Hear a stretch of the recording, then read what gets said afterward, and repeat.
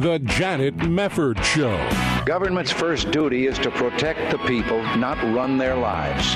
The key is to stand on the Word of God. We are relevant not because we are like our culture. We are relevant because we are absolutely different. And I'm not going to apologize for taking a stand. But if the Word of God says it, I believe it.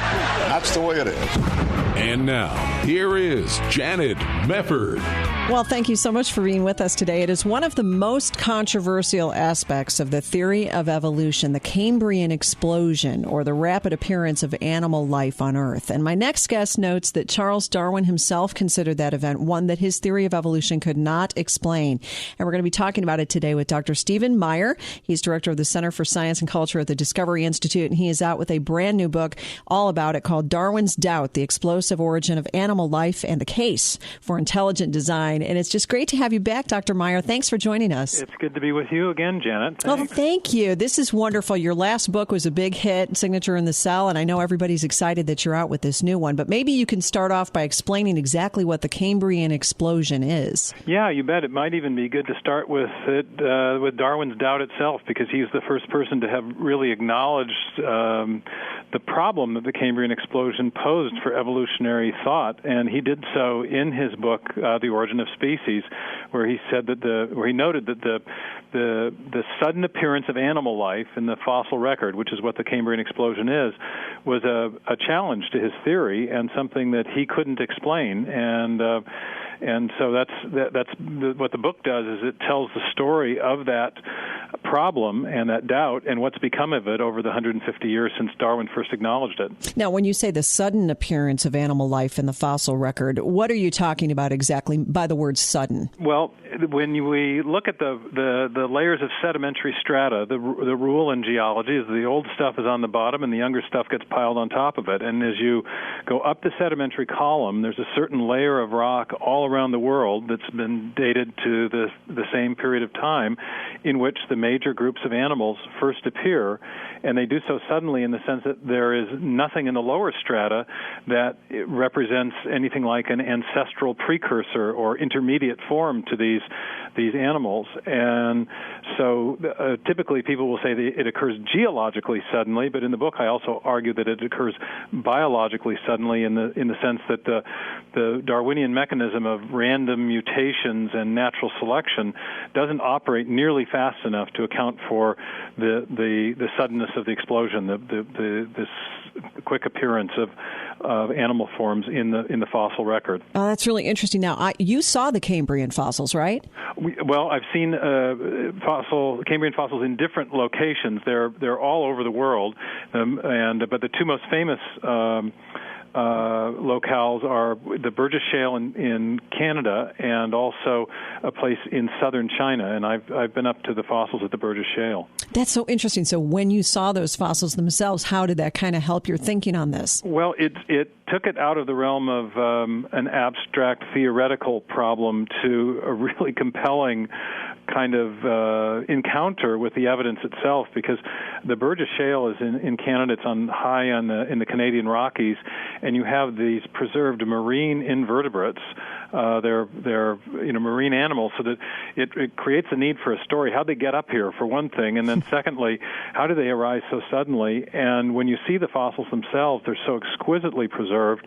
And I've been fascinated with the particular kind of fossil called a trilobite since I was a little kid, and they have compound eyes, and some of the fossil trilobites are so beautifully preserved that you can see the compound structure of the eye, like what you'd see with an eye of a modern fly or something.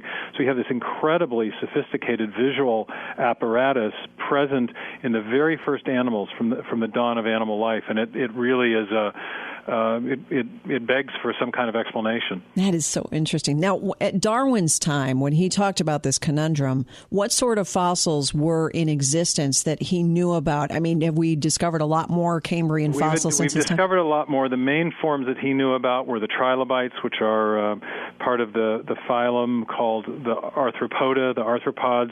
They have an exoskeleton and articulated body plans. Modern examples of those would be things like crabs, for example. example, or insects. But he also knew about brachiopods, which were a bivalved organism with a muscular foot, and there were a few other forms. But since Darwin's time, and this is part of the irony, he expected that the problem of the Cambrian explosion would be solved by subsequent fossil finds. He thought that fossils in the lower strata would arise that would show that life had gradually evolved or morphed from very simple one-celled organisms all the way to the complex forms of the Cambrian.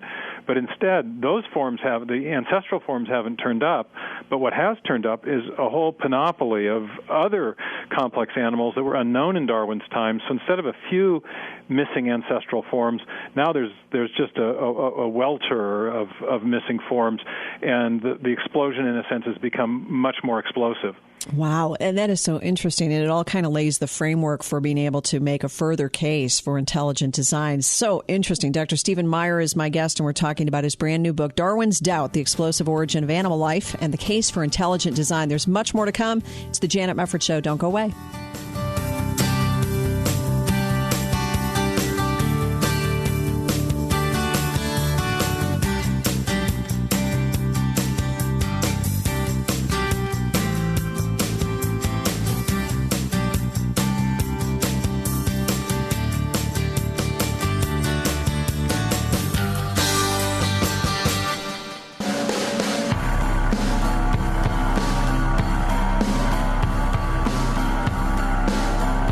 How was it that the rapid appearance of animal life was a conundrum for Charles Darwin? Well, we're talking about it with Dr. Stephen Meyer from the Discovery Institute, where he is director of the Center for Science and Culture. He is out with a new book, great book. It's called Darwin's Doubt, The Explosive Origin of Animal Life and the Case for Intelligent Design. Now, you had mentioned before the break, Dr. Meyer, that here Darwin had expected that this problem that he knew about with this Cambrian explosion would be solved in time. And in fact, as time went along, it became more of a conundrum. How have evolutionists, modern-day evolutionary biologists, responded to this conundrum?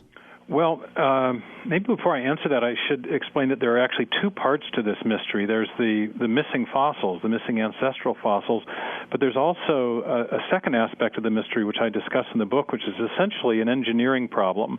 How do you build an animal as complex as an arthropod with a compound eye, and we now know that were fish that first arose in the Cambrian. How do you build an animal like that when we now realize, post Watson and Crick and the molecular biological revolution and the information revolution that's taken place in biology, that inside cells really to build an animal, you need digital code. You need the instruction set that's in the DNA molecule and other information as well. So there's the missing fossil part of the equation, but also the whole problem of how do you build an animal? And the Darwinian answer has always been, well, natural selection acts on random variations and mutations. But as scientists have reflected on the nature of the digital information that is necessary to build animal forms, they've realized that many scientists have realized that randomly changing the characters in the genetic text is much more likely to degrade information than to build anything new. And so there's an increasing sense of urgency, I think, in the evolutionary biology community about the mechanism of natural selection and random mutation. Many scientists now doubt that it has the creative power long attributed to it. And so you're getting calls from within evolutionary biology itself for a new theory of evolution, one which would formulate some mechanism capable of generating all this new form and structure. So, wow, that's interesting. Well, and it goes back to one of those old little images of how if you had an explosion in an airplane parts factory, would it turn into a 747? And evolutionists look at that as just silly. But in effect, isn't that really what you have to wrestle with if you're an evolutionist? How do you go from something that is so complex and conclude that it just happened through natural selection? Well, and exactly right. And there's a mathematical aspect to this that was first raised in the late 60s by a group of scientists and engineers and computer scientists from MIT, all quantitatively oriented scientists who challenged their biology colleagues to start putting numbers on the scenarios that they envisioned. Even for building a single new protein or a single new gene, the probabilities seemed at the time to be prohibitively small. And in the book, I tell the story of how those calculations have been refined in light of further evidence from molecular biology showing just how rare a functional protein is among all the possible ways of arranging its parts. And I run some calculations and show that mathematically they are indeed prohibitively small. And so this is just one of many problems that are now associated with the idea that natural selection and random genetic mutations can build the information necessary to form a new animal. Boy, now have they commented very specifically on the Cambrian explosion issue in a lot of these journals and a lot of these papers they come out with? Well, it's interesting, and here with the book, though I take the controversial position that the Cambrian is providing evidence for intelligent design, my critical assessment of neo-Darwinism as an explanation for the Cambrian explosion is actually shared by a lot of leading evolutionary theorists, and there's a leading book out by two leading paleontologists, a new book that's come out. It was reviewed recently in Science, and the reviewer there just very, very directly says the Cambrian is one of the outstanding mysteries of evolutionary biology. It's clearly regarded by many leading people within evolutionary theory as an unsolved problem. I'll say. That's so interesting. So when we're looking at the issue of the Cambrian explosion, the fact that there's this rapid appearance of animal life, you don't have the underlying layers of the earth showing lower forms of life, I guess I'm kind of saying in a you said it very well. Layman's way here. Very well. How do you, though, make the case that, in fact, this does point to an intelligent designer? That's a great question, because obviously there's you have to pivot from simply a critical analysis of the existing theory to making a positive case for a different theory in the controversial idea of intelligent design.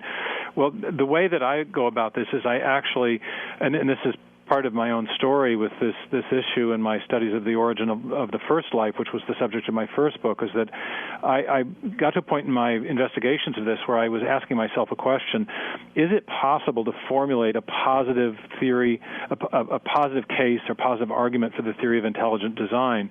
And as part of my investigation into that question, I started studying the scientific method that had been pioneered and was used by Darwin to investigate events in the remote past, because scientists who are looking at things like the origin of animals or the origin of life can't replicate those events in the laboratory like a chemist might. And so this is a different kind of science. It's a more forensic or historical kind of science.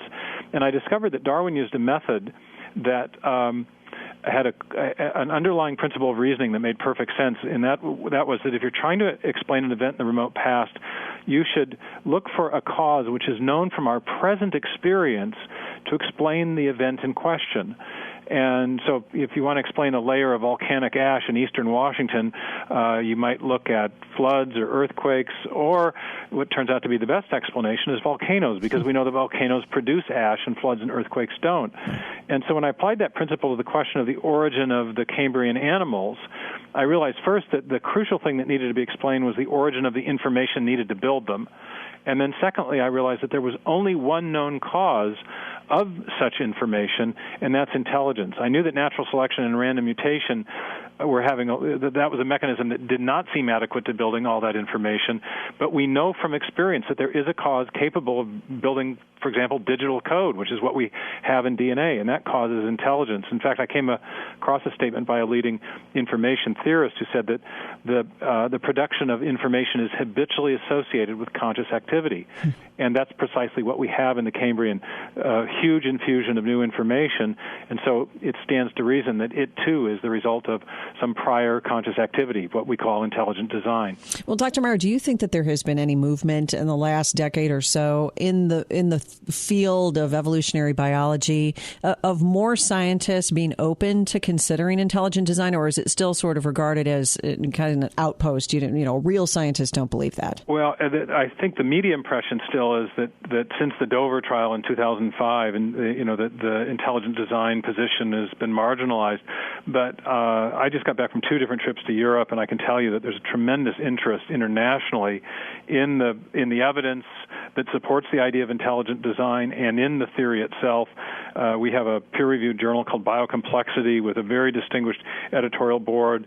There are numerous peer-reviewed scientific articles that have come out in the last 10 years supporting intelligent design. So I think there's a huge growth in the scientific research community that is propounding these ideas, and so I'm very optimistic about it. And on the other side, we're seeing really a kind of impasse in evolutionary theory as more and more scientists are recognizing that the mechanism of natural selection and random variation lacks the creative power necessary to build the fundamental innovations in the history of life. It can't build the information and form we see in events like the Cambrian explosion. It does have limited powers to modify things like the length and shape of finch beaks or the color of moth wings, but as far as the major innovations in the history of life, it's seen more and more to be completely inadequate. As one scientist put it, it explains, well, the survival, but not the arrival of the fittest. That is fascinating. Now, I note in your book you say that your findings pose a strong challenge to theistic evolutionists, people like Francis Collins and the like. Why would you say that? Well, I say that mainly for scientific reasons. I think there are theological critiques that people have made of theistic evolution that have cogency as well, but the basic idea of theistic evolution is to accept the standard neo-Darwinian account of biological origins and then to, in a way, in some way say that God is responsible for that, either that God is upholding the laws of nature that make evolution possible, or possibly that God is in some way using the evolutionary process. But if the standard mechanism of evolution, natural selection acting on random variations, does not have creative power, and if that's demonstrable, and in the book I go into a lot more detail about, I give 5 separate critiques of that idea, 2 of which have a mathematical rigor, and if it is demonstrable that natural selection lacks that creative power, then it surely is not the mechanism that God used to create new forms of life, and therefore I think the theistic evolutionists are backing a losing horse in that they're wedding their theological understanding of biological origins to a scientific theory that is in fact going the way of the dinosaurs. It really is. Neo-Darwinism is I think a losing model, and you see that not only because you see that evolutionary theorists are calling for a new theory of evolution, but because they are busy working on generating new models. And in the book, I look at 6 or 7 post-Neo-Darwinian evolutionary theories that have been proposed in recent years, and that's a sure sign that the standard model has really reached the end of the line. It's shaky. So, of those that have been proposed as sort of coming on the heels of Neo-Darwinism and theory of evolution, is there any one that might take its place as more information comes out? Well, various models have some different virtues, but they none of them have gained anything like widespread acceptance in the evolutionary biology community, and all of them have the same fundamental difficulty that Neo-Darwinism has, namely that they don't explain the origin of the information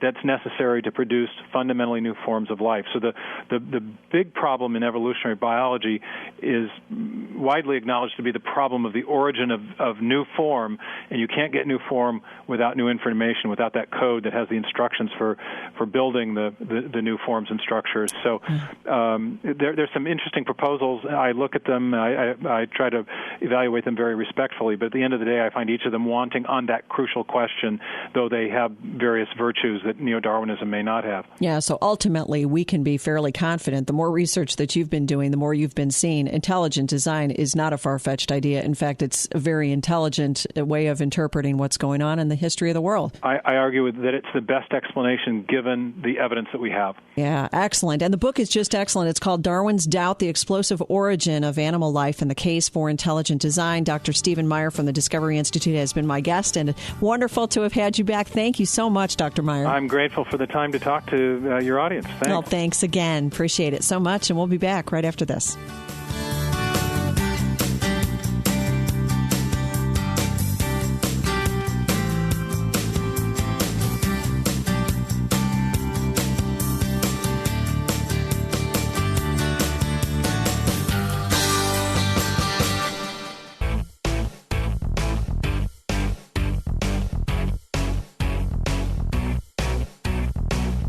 You're tuned to Christian radio's fresh and insightful voice. This is the Janet Mefferd Show. Janet wants to hear what's on your mind, and she's waiting for your call, toll free at 800-343-9282. That's 800-343-9282, or online at janetmefferd.com. Once again, here is Janet Mefferd. Well, this is a very big day in the House of Representatives today. They are taking up a vote sometime today on the Pain-Capable Unborn Child Protection Act. This is expected to pass by a comfortable margin. A lot of pro-life Republicans in the House and some pro-life Democrats as well. And this is a very important piece of legislation. It's said to be the biggest piece of legislation on the pro-life side since the Partial Birth Abortion Ban Act was enacted in 2003. And this would basically ban all abortions after 20 weeks of pregnancy, contingent on the idea that a baby at 20 weeks gestation can feel pain. Now, you can get in all sorts of arguments that all abortions should be banned, and it should. But this is a very significant piece of legislation. It's come on the heels of the Gosnell trial and the Gosnell convictions and the deaths and the murders of these unborn children and these born children. And it's a good time. Congressman Trent Franks of Arizona is the sponsor on this bill. I talked to him a couple of weeks ago about this, and he says this is the time to do it. He was initially going to do this 20-week abortion ban in D.C. and decided to expand it nationally. This is the time to really get serious about it. So we have this piece of legislation, very big support in the House for it, probably will pass. Don't know what's going to happen in the Senate. President Obama has already indicated he'll veto it. Surprise, surprise. But here is something that has now cropped up as an issue in this. A group called the Georgia Right to Life has put out a piece here saying they reject it. Now, you might say, why in the world would a pro-life group reject a big piece of pro-life legislation? Here's what they say. Georgia Right to Life President Dan Becker today urged all Georgia congressmen to vote against a deeply flawed, discriminatory abortion bill now before Congress that imposes the death sentence on one group of children. And Becker said this bill was originally designed to save all innocent life. Sadly, the politics of compromise has decided that one class of children, those conceived by rape or incest, do not deserve protection from the agony of literally being ripped apart. The Pain-Capable Unborn Child Protection Act, as you can now understand, gives an exception for babies who are conceived in rape or incest. It originally banned all abortions and then was later amended to include this exception for rape and incest. Becker goes on to say children conceived by rape or incest are no different than any other child who feels the pain of the abortion is forceps. This bill now makes them something less, a subclass of human beings that can be painfully disposed and tossed in the garbage. And adds that it's ironic that so many people who proudly call themselves loving and compassionate are so willing to impose the death sentence on a completely innocent preborn child who has committed no crime. Pro-life activist Rebecca Kiesling added this abortion ban relies on the fact that babies feel pain in the womb and shouldn't be made to suffer. Babies conceived in rape feel no less pain than babies conceived under the happiest circumstances. People like me who were conceived in rape feel the pain of being targeted for death every day. Now, there's the politics of it all, and there is the moral of it all. And my question is, what do you think? Now, you have a lot of conundrums in the pro-life movement over many, many years. What should be versus what we can get through. We want to save all the babies, but isn't it better to save some babies rather than no babies? Now, when I was talking earlier to Derek Jones from National Right to Life, one of the things he said was that after 20 weeks, there's just an infinitesimal number of babies who are the subjects of abortion and were conceived via rape or incest. But I have heard a lot of pro-lifers make this comment that we need to, either abortion is immoral and takes the life of an innocent unborn child, or it's not. It doesn't become moral just because a baby was conceived in a way the mother would not prefer. And I want to know what your thoughts are on this. Would you support this pain-capable Unborn Child Protection Act that saves most babies after 20 weeks gestation? Or would you oppose it on the grounds that you are carving out an exception that preborn children who were conceived in a way mom didn't want could be aborted? Is that fair? Is it right? Is it moral? And do we have to draw distinctions between what is moral and what is achievable? There are those in the pro-life movement who say all or nothing, all or nothing, all or nothing. And there are those who say we have to take every victory we can get And if we take out the rape and incest exception, perhaps we'll have no chance of passing this, in which case all babies would be susceptible to abortion after 20 weeks gestation. Where would you fall on this continuum? Would you be in the camp that says this is a good piece of legislation because it saves most babies? Or would you be in Georgia Right to Life's camp that says, no, you are willingly putting out those unborn children who were conceived in an unfortunate way to death, and this is immoral? 800-343-9282 is our number. I would love to hear from you on this. 800-343-9282. It's the Janet Mefferd Show.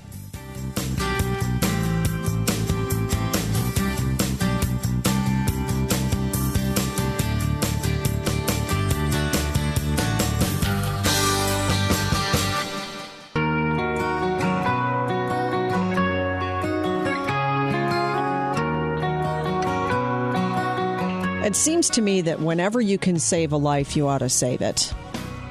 And you shouldn't not save some lives because you can't save all lives. Should everybody on the Titanic have ended up at the bottom of the ocean simply because there weren't enough lifeboats for everybody? That's sort of how I frame this whole debate over this pain-capable Unborn Child Protection Act. As I was telling you before the break, Georgia Right to Life is opposing this bill, which would grant a ban, actually would impose a ban on 20 weeks gestation, late-term abortions. In other words, at the 20-week mark when a baby can feel pain, you can't have an abortion after 20 weeks, which is wonderful, except they carve out an exception for rape or incest, which is pretty, not unusual in a lot of pro-life measures, but a lot of pro-lifers like Georgia Right to Life who say, listen, why should we allow those to live who have been conceived under happy circumstances, but not also protect those who have been conceived in bad circumstances, which obviously isn't their fault? Well, the reason is because of politics. You're going to be accused of being so anti-woman by the Democrats if you don't put in the rape or incest exception. But is that good enough? Is it wrong to have a bill that would ban abortion after 20 weeks if you don't ban it for every baby? Or is it better to do this sort of legislation, save the lives you can, and then go back, try to change public will, and go back and try to save those babies at another date? You're never going to save the ones who are killed in the interim, but you know what I'm saying. I'm going to talk to you about it. 800-343-9282. Let us go first to Dallas. Let's talk to Jenny. Hi, Jenny. How are you? I'm well. How are you? Fine. What do you think? First of all, I see the point of the pro-life Georgia people. I totally agree with that point of view. However, there's a reason why the president doesn't want this bill to pass. The reason is because he knows that if we get one bill passed, we can get another one. Mm-hmm. And it's probably better and easier to save what we can, save the babies that we can, and pass this first bill, and then we'll try to move on. Right now, abortion is totally illegal. Mm-hmm. Let's try to make at least some of it illegal. And he knows that it's a slippery slope, just like with all the other issues. They start with a little, it's like the protection of marriage. They started with a little thing, and now we're getting full-blown, benefits. Yep. So he knows that, and he doesn't want it to go through. And so I think we should support the bill. Yeah, and you make a great point, which is the Democrats are masters of incrementalism. Look at how they were able to get gays in the military. It started out with, let's just get gays in the military. People freaked out, so they imposed Don't Ask, Don't Tell, and everybody knew when the time is right, we'll repeal Don't Ask, Don't Tell, and voila, we'll get our agenda done, but we're going to have to do it incrementally. They do it all the time. So incrementalism may be the best strategy in the long run, but maybe not. Let's talk to you next. Let's go next to Julie in Arlington, Texas. Julie, hi, how are you? I'm good, thank you. Janet, the previous caller and what I heard you say before she came on the air changed my mind. Really? I hadn't thought of that angle. I was prepared to say, oh, no, you can't have a legislation that gives rights, to some and not to all. And I was really looking at it one way, but you're right. I didn't think about the Obama administration not wanting, this to pass at all. And if you look at it, they've got it all on one side. This could be a swing towards our side for life, for which I'm thankful. I'm really thankful the Lord revealed that to me because my sort of not dogmatic side, but it's got to be all or nothing. Yeah. And really, you need to learn to play politics, which is why I'm not a politician. Yeah, me neither. Me neither. You're. Yeah, go ahead. Go ahead. Yeah, go ahead, Julie. It's okay. Gretchen, I'm on the phone. Just a minute. Yeah, Gretchen. I'm on the radio. Let Julie talk. Yeah. No, I'm kidding. Yeah. Well, I think this is a very important point because we cannot compromise morally. It makes me sick anytime I see a rape or incest exception. And I'm completely with you. But on the other hand, if you can't pass it anything unless you put that in, isn't it better to save some than none? I mean. Well, it is because by standing, on this other principle of the all or nothing, there are, death after death and that's happening every day. That's right. And that's really, really awful. I wish we could just completely eliminate. I don't like rape or incest exceptions at all. It isn't fair to the babies who are conceived in bad circumstances that they have to die. But I learned a long time ago, being involved in the pro-life movement, that I cannot save every baby's life. I almost drove myself crazy years ago because I was so upset. I would lose sleep over it. What more can I do, Lord, to save more lives? What? And you want to save everybody, and you want to save them all immediately. And it is the most heart-wrenching thing to know that for all of these years, 40 years, we have not been able to save every baby. That's awful. That's living in a sinful world. But let's save as many as we can. Let's talk more to what you have to say. 800-343-9282. Let's talk next to Calvin. Hi, Calvin. Hi, how you doing? Oh, fine. Thank you. Well, I'm not a politician either, and I'm not highly educated. But I will say this, that just this morning I was reading the book of Mark, and there's this part where Jesus Christ was speaking to his disciples, and he said, beware of the leaven which the Pharisees and the Sadducees, give off. And the disciples didn't understand what he meant, but he was talking about how they mix, their game in with God's game, and the only game to be played is God. And it's not a game. It's, you know what I mean? It's I can't say that I agree with allowing some of their ways in with our ways. I mean, I agree with you. I totally disagree with only allowing some children, because there are great people who were born out of really awful situations. And who's to say that, God is not going to work really good to the child who was born out of a rape or a really bad decision? I can't agree at all. I'm sorry. I know. And I agree with you, Calvin. It's heartbreaking because it's not the fault of the baby at all how the baby was conceived. It's ridiculous to even put that in. But the political culture is such that the Republicans are scared. If you don't put those exceptions in, then it just gives more fodder to the Democrats to shoot it down. And we'll never get anything passed. And that's not acceptable either. It's like Peg Luxick from Pennsylvania used to say years ago. She's always been my inspiration on this. And she said, we get what we can get, and then we go back and we get more. And then we go back and we get more. And we go back and we get more until we get everything. I like that approach. You want what works, but you want what's moral, and you want to save as many lives as you possibly can. We need to overturn Roe v. Wade is what we need to do.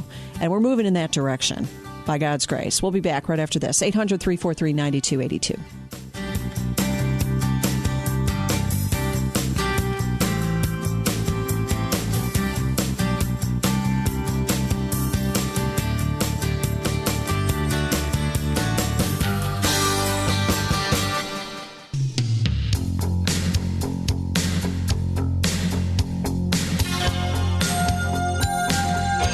Going right back to the phones on this issue. The House voting today on the Pain-Capable Unborn Child Protection Act, which would ban abortions after 20 weeks gestation. Wonderful, except they carve out exceptions for rape and incest, which I hate as a pro-lifer. But on the other hand, if you take that out, you'll have probably no chance of passing it. Is it better to go this direction? Or, like Georgia Right to Life has said, is this unacceptable because you have created a class of children that are not worthy of protection, namely those who are conceived by rape or incest? Let's go back to the phones quickly. Let's go to Minneapolis and talk to Patrick next. Thanks for hanging in there, Patrick.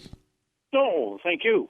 I kind of been listening to the all or nothing folks, and I kind of wonder, how they would do about feeding children and sending out people to preach the gospel. We can't reach everybody all the time. Yeah. But as far as this, I think we ought to take the win we can get, and assuming it's going to pass through and let's say we get the win at the White House, we can bet it's going to end up in court. Mm-hmm. And once the precedent is set that this pain threshold is a legitimate claim for the law and it's held constitutional, then you can go back and make the case that it's unconstitutional to discriminate against the others. Exactly. Yep. I mean, you're thinking straight. You've got to take the wins when you can get them. That's exactly right, Patrick. You're thinking long-term there, and that's exactly what's happened. You have seen all sorts of laws pass and people saying we want a court case because we want the Supreme Court to have a challenge to Roe v. Wade. This is how we get rid of it. And if we pass laws like this, it'll set the stage. I think that's great. Let's go to Trey in Greenville next. Hi, Trey. Hey, Janet. Thanks for taking my call. Love the show. Thank you. I wanted to point out that we're all making a distinction between human beings when we talk about a child who's 20 weeks old or younger, regardless of whether they feel pain, is still a human being. Sure, so right. I'm with you. I say take the win. We need to protect every child we can. I'm an attorney. I'd love to see Roe v. Wade overturned. I think it was a terrible decision. I think that, we should all just recognize the value of human life, and we should flip the narrative, because the more we talk about human beings, and make these distinctions, we really need to be putting the onus on the opposition to justify their position. Yes. Because if they want to make an exception, if they're okay with an exception for rape or incest, they've got to explain why they are not okay with, the murder of, or the, destroying of life in those instances. Yeah, that's such a great point, Trey. Thank you so much for calling. I appreciate it, and that's a very fair point. Put the onus on the opposition, but the opposition is not into arguments and rational thought. The opposition is just into war. It's war. We're going to keep abortion on demand no matter what. You're going to pay for it no matter what. And if you try to defund Planned Parenthood, we're going to go after you state by state. That's the agenda of this administration. They know what's coming. The pro-life movement has had such success and will continue to. We just got to grab every win we can. Thanks a lot for your calls. JanetMefferd.com. We'll see you next time.